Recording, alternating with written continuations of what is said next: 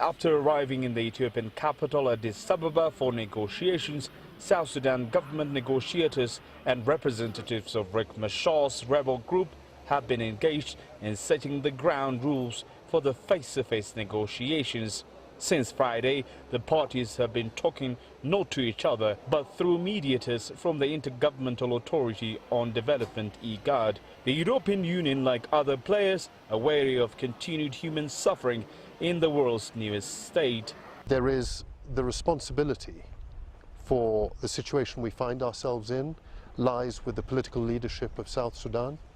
The leadership of South Sudan, the entire political leadership, needs to find a resolution. There are no alibis. Only they can find that solution, and they must do everything to help the negotiators from IGAD to find that solution, and very quickly. The prevailing situation in South Sudan has raised concern far and beyond, with neighboring states wary of the wider implications of the violence, and the international community apprehensive that South Sudan's fledgling peace may be on the brink, and to them war is not an option. Peace must prevail.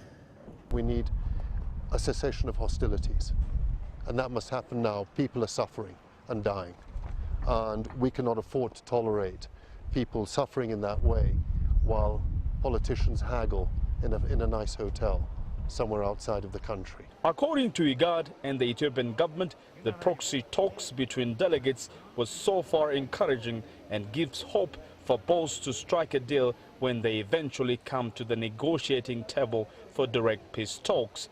But that is all there is for now. Hope. There are political leaders who are accountable. It is they, no one else, who brought the situation to where it is in their country, and it is they who are going to have to find a solution very quickly. And if they start haggling now, and South Sudanese people, as children, women, are suffering, dying, they're being sacrificed on the altar of petty political ambitions. That's unacceptable.